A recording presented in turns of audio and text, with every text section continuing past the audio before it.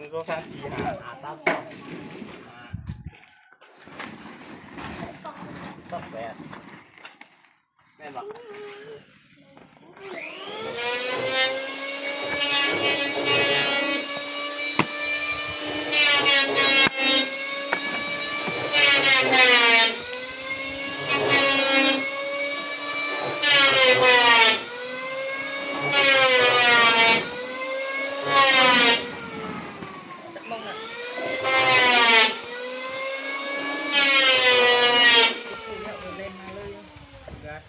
กินเขาแล้วมาบานไก่ได้หัวดำรู้ป่ะหวยล่ำแม่เฮ้ยไปชมหวยล่ำเลยดำไปชุ่มก็รอหวยดำ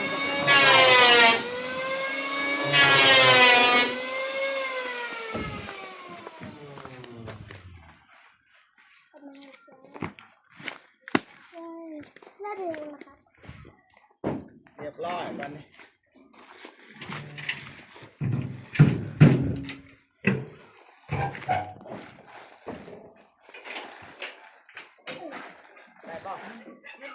เอาน็อตมาเงินมือไม่มาแจ้งเอาขึ้นเด้อเอาน็อตเอาไปมือหนาบ่เอาใส่รถเอาเจอกันไปมือหน้าเงินนำล้างมือนำล้างมือต้องหานอยู่ไหนถาก่อนเอาขึ้นเลยบ่ไปจิเอาขึ้นรถไม่น่าจะไปเอาเงินก็ได้กันไอ้คนเดียวชื่ออยู่ที่นี่จะได้มาไปตอนใดเด้มันพอเจอจะได้เขาถ่ายคลิปไว้มาเราก็ทอดถ่ายคลิปไว้เขาเรื่องสูบได้ยากเลยไปอ๋อยังอยู่บ่ยังถ้าได้ละไอ้ตัวนี้ตัวนัดเขาได้ไอ้ตัวนัดเขาได้ฮะน็อตนี่ไหน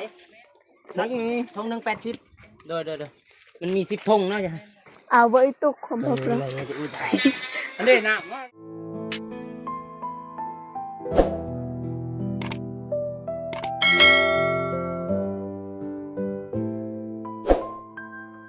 โอเคเนาะพี่น้องตอนนี้เบาฝนแล้วก็ทีมงานเบาเจ็บก็ได้มาบ้านน้องฮานมาอัปเดตการเคลื่อนไหวมาอัปเดตบ้านนี่แหละเบาง่ายๆที่ว่าตอนนี้ทางสร้างเพิ่นก็ได้ดำเนินบ้านเพิ่นก็มาแต่เช้าๆนี่นะแต่ว่าตอนเช้านี่ไฟฟ้าดับบ่น้องฮานโดยไฟฟ้าดับเราก็เฮ็ดบ่ได้พอดีมาครับแรงๆนี่แหละประมาณ11-12 โมงเราก็ได้สืบต่อนะพี่น้องคนอื่นหมดกับกราบทักทายสบายดีเด้อสวัสดีพ่อแม่พี่น้องเบิดสู่คนบ่ว่าอยู่ในและก็ต่างประเทศเนาะที่เขามาเบิ่งสองของเบาฝนเราใต้ไปจะได้เบาฝนก็สิพาไปเบิ่งเพราะว่าถ้าทางเจ้าของห้านเพิ่นมาส่งไม้เซอร่าหรือว่าไม้แอมเพื่อนน้องฮานนะพี่น้องไปจะได้เบาฝนก็สิอัปเดตแต่ละขั้นตอนให้เบิ่งไปชมนำกันไปจะได้ก็ไปเบิ่งไปชมนำกันเลยพี่น้องไปเบาโหดซอยเพิ่นตอนนี้ก็ฮอดเป็นทีเรียบร้อยนะพี่น้องไม้เซอร่าหรือว่าฟ้าแอมบาทน้องฮาน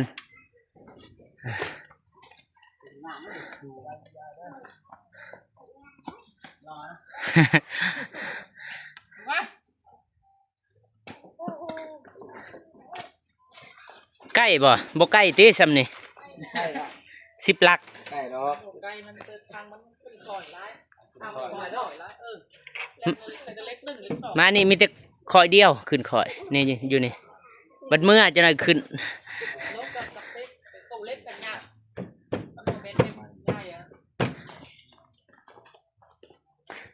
ตับเท่าไรบ่ฝน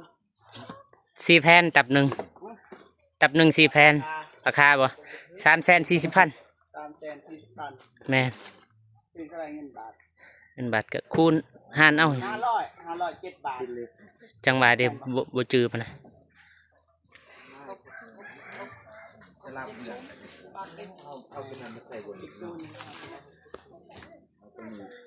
ดีนะบ่เสียค่าโอนให้เอาในโอกาสไปเอาก็ไม่ได้ยังนะครับโอเค นายมาส่งตัวอย่างว่าแตกกันนี่ยังว่าใครแน่คือบนพระเจ้าเดียวลงไหนฮะไรถ้า2 คนนี่จะตักเนาะนี่ว่าสวย พี่ชายน้องฮาน นักมวย สบายดีเด้อน้องฮานเด้อ โดยสบายดีบ่พลโดยสบายดีคนในประเทศที่บุญทานและเกิดสิทธาหรือว่าอยู่ในลาวและไทยและต่างประเทศก็ขอสวัสดีสบายดีเมื่อสุขคนเด้อ สบายดีเด้ออ้ายเด้อสบายดีเป็นภาษาเวียดให้ฟังแหน่ เจ้า เจ้าบ่ เจ้าตามนี่บ่เจ็บ บ่เจ็บจบเขมรบ่ จบเวียดสินเจ้าได้นี่แหละสินเจ้ากำเงิน 28ตับ28ตับ แม่เราเอาเพื่อเด้คันว่าเลือกอะมาส่งคืน โอ้ยบ่ได้ไปส่งบ่ซื้อมาเดี๋ยวถ้าดูไปไปส่งเสือกับป้าให้ใจเลย บ่เคยเลือดอก คันมันเรือ10ตับก็บ่ไหวเด้อไปส่ง เรือตับหนึ่งไปส่งใส่น้ำมัน200,000นะบ่เจ็บ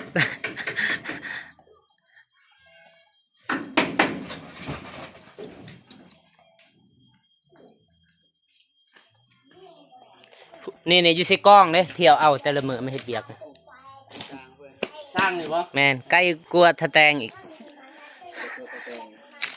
เดี๋ยวไม่มาห้องใส่เนี้ยตั้งอยู่ทึ่งเลย หันอ่ะ ตั้งทึ่งเลยเหรอตั้งทึ่งเลย 4 เท่า4แม่เพิ่นเลือกเนาะบ่เจ็บเนาะหรือว่าบ่เจ็บบ่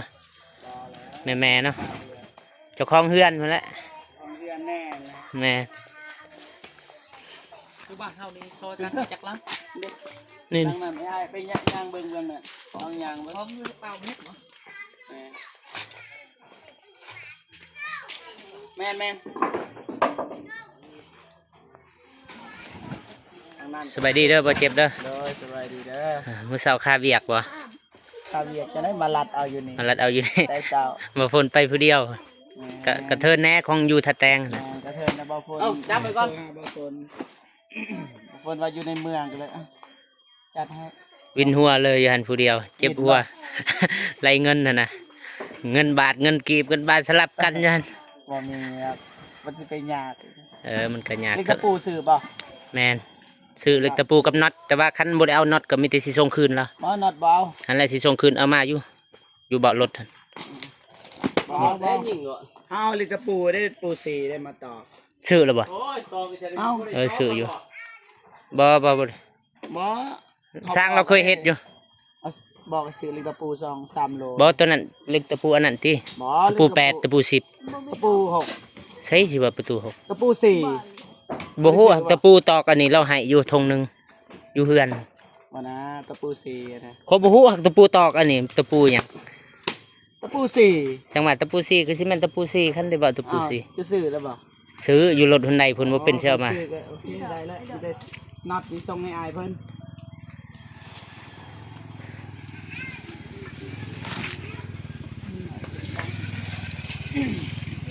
จังได๋สิขี่รถไปเอาอยู่เฮือนสิเอามาอยู่หักมัน เงินล้างเป็นใหญ่กว่านี่ แม่นใหญ่กว่านี้ ใหญ่กว่าสูงกว่า โดยอ้ายมีแต่น็อตสิส่งคืนแล้วว่าบ่ได้ใส่น็อต แม่นเพราะว่าเขาใส่ลิกระปูเด้เขาสร้างเพิ่นนะ ช่างน็อตมันบ่แตกบ่ เด้ตะปูให้ กระปูเอามากระปูใส่รถได้มันบ่ แม่น เอาขึ้นกระปูชิดเอาลงอันนี้กระปูชิดกับกระปูแตก เด้อหันจับกล่องนี่ก็จะเอาเหล็กตะปูกัน นั่นน่ะ ก็ให้น้องหันครับ ตั้งช่องนะ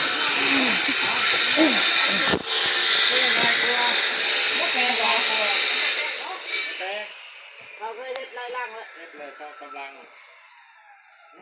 เอาแม่พดก่อน โอ้โห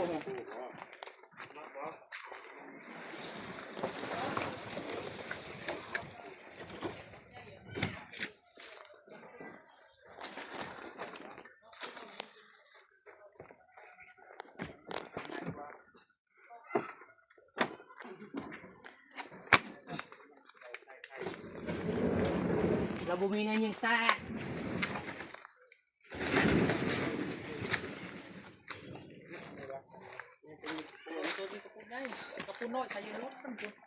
ตัวนี้คุณเอาสองคืน ตะปูมีตะปูยังไงเอาให้อยู่ กระปุกต้องตัวนี้กระปุก4 5 ตะปูสี่3 โลได้มาสั่งเลย ทงหนึงเลยนะทงใหญ่ 5 โล แม่นบ่ ตัวนี้พันกว่าเลยพันกว่าเนาะ ตัวนี้กูเห็นกูเคยใช้ตัวนี้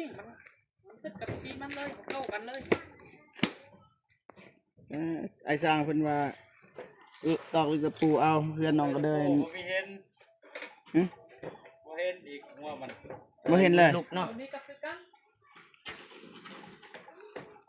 มีแต่ว่าสิส่งคืนตัวนี้ มันจังเป็นสันใจ เดี๋ยวใช้เบื้องนี้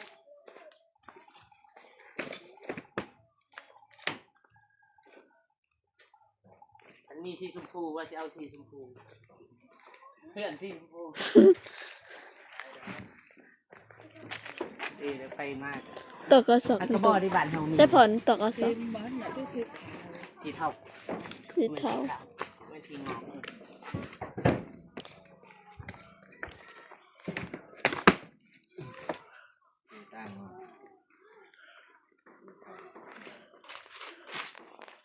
ใกล้บ่ใกล้ที่ฉันนี่ ไปแล้วกูนี่กู สิไปเนาะไปนี่ ไปกูชิมลัก ก็ต้องเนื้อเสื้อในสีเทา ตัวสแตงฮอตตู้ฮอตทางเข้ากับสี่ลัก4 ลักก็ฮอตทางใหญ่กูอันนี้ไปนี่กู มาสี่ ประมาณที่ 14ละ ฮอตนี่บ่ อาจจะเป็นเข้ามาซื้อไอ้ลำไก่จริงเอาขี่รถแบบเดียว ฮอดชั่วโมงแล้วนี่ก็บ่ฮอดชั่วโมงแล้วอายมา เนี่ย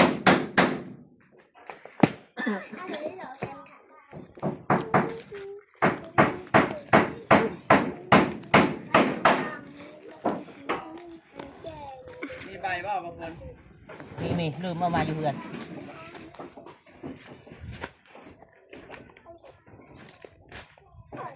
ปืนมาแล้วนี่แล้วบ่ มืออื่นบอก แดงนี่นี่ ทางนั้นบ่ทันนั้นเล่มใหม่ไม่เด็ด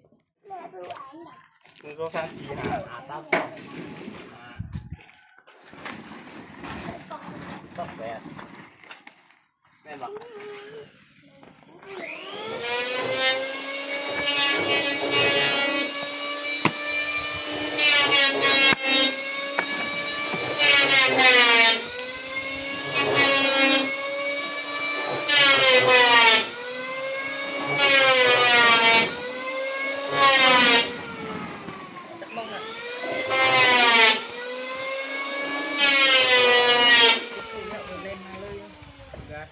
กินเขาแล้วมาบานไก่ได้หัวดำรู้ป่ะ หวยลำแม่อยู่เฮ้ยไปชมหวยลำเลยลำไปชุ่มตัวรอ ไว้ดังก็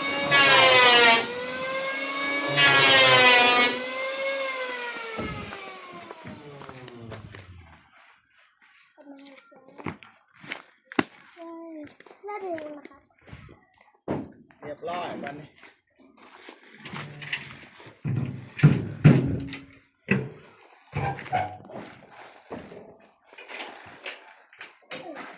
ได้ป่ะ เอาน็อตมาเงินมือไม่มาแดงเอาขึ้นเด้อ เอาน็อตเอาไปมือหนาบ่ เราใส่รถเอาไว้เจอไปมือหน้าเงินมือได้ น้ำล้างมือ เป็นแดงขึ้นเนาะ น้ำล้างมือต้องหาอยู่ไหน ถากก่อน ตากก่อน เอาขึ้นเลยบ่ไปจิ มาขึ้นรถไม่น่าจะไปเอาเงินก็ได้กันอายคนว่า บิน ชื่ออยู่ที่นี่ จื้อกิน จะได้ว่าไปเลยตอนใดเด้มันเชื่อ บ่จื้อจะได้เฮาถ่ายคลิปไว้ มาเราจะทอด ใส่คลิปไว้ เฮา เรื่องสูบได้ยาเลย ไปอ๋อ นั่งอยู่บ่ ยังยังยาละ ถ้าได้ละอ้ายตัวนี้ตัวน็อตถ้าได้อ้ายตัวน็อตถ้าได้ฮะน็อตนี่ไดน็อตนี้ทงหนึ่ง80โดยมันมี10ทงเนาะจ้ะ เอาไว้ตุกของพวกเรา จะอืด อันนี้น้ำว่า น้ ดูนะมันให้เราดูใจจ้ะนัด8 ธงธงหนึ่ง10 ธงธงหนึ่ง80,000 10 บาท 8,000เนาะตัวเนี่ย ขอบใจ ำเลยขับใจขับใจ ตามเพิ่นใช่เพิ่นบาทสด10,000เท่าไหร่นี่10 ล้านป่ะนี่10 ล้าน430,000ใส่ตัว800,000 ตัวนั้นเราทันได้จดติบริจดเขาตัวนี้ น็อตนี่ เป็นตะปูเราบริจดเพราะว่าคอยว่าคันว่าจะเอาตะปูตัวนี้มันบริเอานะส่งคืน อ๋อ800,000เลยแสดงว่าบัดไปในเมืองจะเอาสั่น เป็นตะปูตัวนั้น อ๋อ ตัวใหญ่ฮะ ตัว3เลยปู3เลย ตะปูซ้ำนี่บ่หรือว่าเรารวมบ่อยู่ตัวนี้เราจดอยู่นี่อีหยังนี่35นี่ 35,000ราคามัน ตัวนี้อีหยัง 1 โลตัวนี้ว่า2 โลตัวนั้นเป็นตะปู10 โลนึงตะปู8 2 โล ตะปู4เลย ตะปู4อยู่เฮือนบ่คนตัวนั้น อ๋อจะ เชื่อมาบัดเดียวครับมันบ่ได้ จะซื้อตั้งหากป่ะ บ่ซื้ออยู่หั่นแต่ว่าเราบริจดเขา อ๋อ มีแต่สิจดให้แม่จังได๋ ได้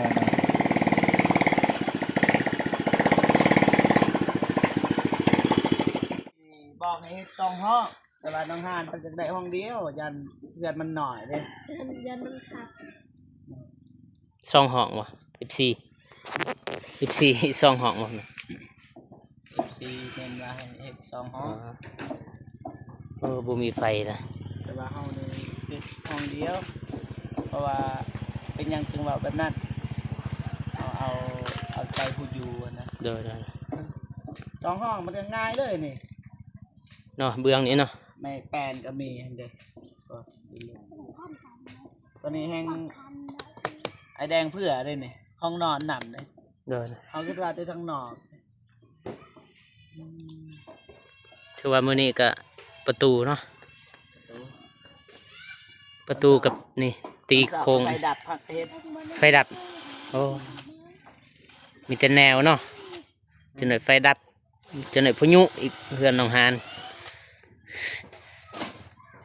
อายุเข้าบ้านน้องหานเกือบคง เมื่อคืนนี่บ่ แน่ อ๋อเปิงมาจัก แน่ปุ๊บปั๊มแปดนี่น้องมันเต็งฟังการมันเป็นยังอันนี้ติดเรียบร้อยทางนี้เบื้องหนึ่งเรียบร้อย กินข้าวแล้วบ่สร้างกับบ่เจ็บนี่ เรียบร้อยแต่บ่ฝนซื้อเท่าไหร่ 70,000 อ๋อดีว่า เอา70สิตัวโอ้ลืมเอาอันนั้นมา เป็นยัง กระดาษทรายอันเดแนวอันใส่เมิน ลืมป่ะ แม่นจะนับไป มีบ่มีบ่ ฮะ มีบ่มี จังหวะคือซิมีคือกันนั่นน่ะเบอร์หยัง จังว่าเด้อ ซื้อเลยซื้อกะเอาเลย บ่ฝนจะซื้อเรียบร้อยเลย เลยซื้อแล้ว ซื้อตุ้มมนต์นะ แม่นซื้อตะมนยันว่าอยากได้เบอร์อันนี้เบอร์นั้น จะซื้ออะไรเบิด บ่ได้เบิ่ง แม่นซื้อ2 เบอร์สลับกัน แล้เอาตัวนี้ไปเทียบเบิ่ง บ่ตัวมนนั่นคือสิพอดีแต่ว่าความขนาดอีหยังล่ะ ชัดใหญ่ บ่แบบมันหยาบอะนะบ่แม่นขนาดใหญ่แบบว่าอีหยังเขาเอิ้น น้ำเบอร์นะน้ำเบอร์นะ นี่แบบอันนี้นะตัวนี้แสดงว่าเบอร์อันนี้บ่ถูกแล้วซื้อ เบิ่งหยัง ตัวนี้40เนาะ แม่ นี่บ่ซื้อ120 เศร้าก็ได้นะ หักได้คือกัน มันบ่แม่นเฮาคัดโตะ เลย คัดโตะคัดตั้งนี่มันยิงตามเฮาอยากได้มันละเอียดเฮาก็ซื้อเบอร์อะ เบอร์สูงเนาะ แม่น บ่ฝนมานี่ไม่ได้ซื้อหรอก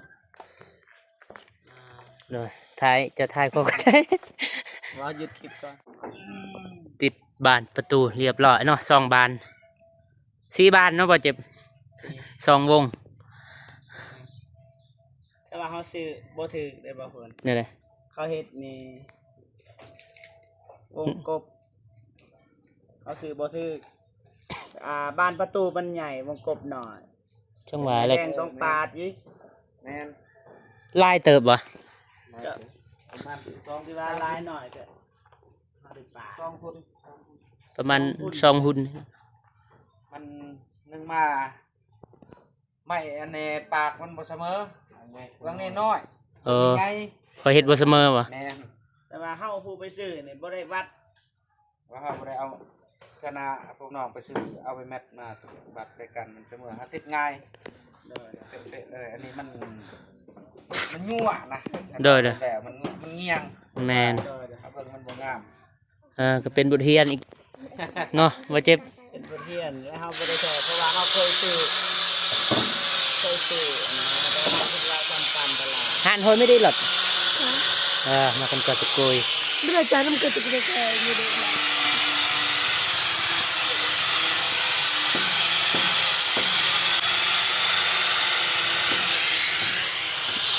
ที่จริงบางคนมาหั่น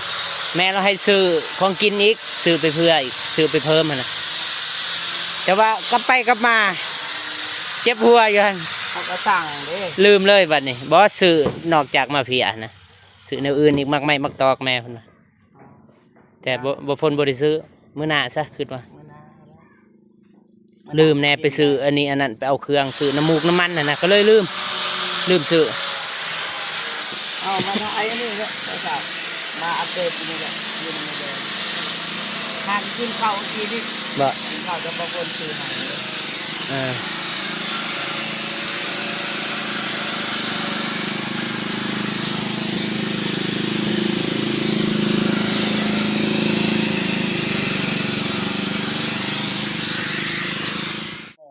นั่งรวมกันจนลืมทายเนาะ ใช่คือตัวกันเรื่องกีฬาเราคันได้เบ้าเลยโม่เลย จะได้เรื่องกีฬาเนี่ยได้ ตกรอบไปแล้วเจอกับทีมบอลบน ซอกเทือเลย แมนตกตลอดยอมมาปลาเฮาแบบมาส่งบริบังแซมดอกบัง สมัคคีเนาะจะได้ก็สู้ต่อไปบ่เจ็บ ต่อไปเฮาก็บ่สบายนะ แต่ว่าลงไปเตะอยากแข่งขันอยากลิ้นกันนะสิว่าไปได้ ก็เล็กตะปูที่บ่ฝนซื้อแต่ว่าเพิ่นบ่ได้จดในบัญชีตัวนี้ บริจดเลย แม่นเพราะว่าบ่ฝนเอามาเพื่อนะตัวนี้คันว่าสร้างว่าเอาเล็กตะปูมีแต่สิเอาเล็กตะปูไว้เลยสิส่งน็อตคืนนั่นน่ะ ตามที่เขาบอกนะครับว่า3 โลแต่ว่าเจ้าซื้อ5 โล จังหวะนี้คือว่าบ่ได้ยินในแชท 5 โล ตัวนี้บ่แม่นความอันนี้บ่ฝนนี่เพื่อไว้นะค่อยว่า เพราะว่าเห็นเขาตอกอยู่เฮือนน้องก็เลยยังก็เห็นทางสร้างเพิ่นตอกเล็กตะปูนี่แต่ว่าเจ้าของห้านเพิ่นแนะนำน็อตแล้วว่า บ่ได้ยินบ่เฮาเสร็จบ่ บ่ ตามไปจัก บ่อ่านจะพิมพ์บ่หรือว่าส่งเสียง ส่งเสียงเอา จังหวะเด้มันหลายอย่าง แล้วเฮาได้ซื้อเลยเด้โอเคบัดนี้มาน้องหานมีแต่ว่าอยากให้น้องหานขอบอกขอบใจขอบคุญขอบคุณ ที่ให้ใจบุญ แม่พิมพ์กับแม่ติ๋วสมทบทุนนี่แหละซื้อนี่ฟ้านี่ไม้ฟ้าแม่นแหละ แม่น โดย ได้อ่ะ ก่อนอื่นหมดน้องก็ขอขอบบุญขอบคุณแม่พิมพ์กับแม่ติวบ่แม่น แม่น แม่น แม่พิมพ์กับแม่ติวแล้วก็ขอบคุญขอบคุณ FC ทุกท่านที่เขามาเบิ่งมาชมมาให้กำลังใจมาติดตาม ก็ขอให้อยู่ดีเย็นเป็นสุขขอให้สุขภาพแข็งแรงความเจ็บบ่ได้ความไข้บ่มีขอให้ทางมีให้ร่ำรวยปรารถนาสิ่งใดก็ขอให้ได้แต่สิ่งนั้นสมกัดพัฒนาหรือว่าไปใส่มาใส่ก็มีแต่คนรักคนหอมไปยอดจดที่ถึงนั้นรับให้ได้เงินหมื่นนอนตื่นให้ได้เงินแสนแห้งปังตลอดปีตลอดศาสตร์อย่าเจ็บอย่าจม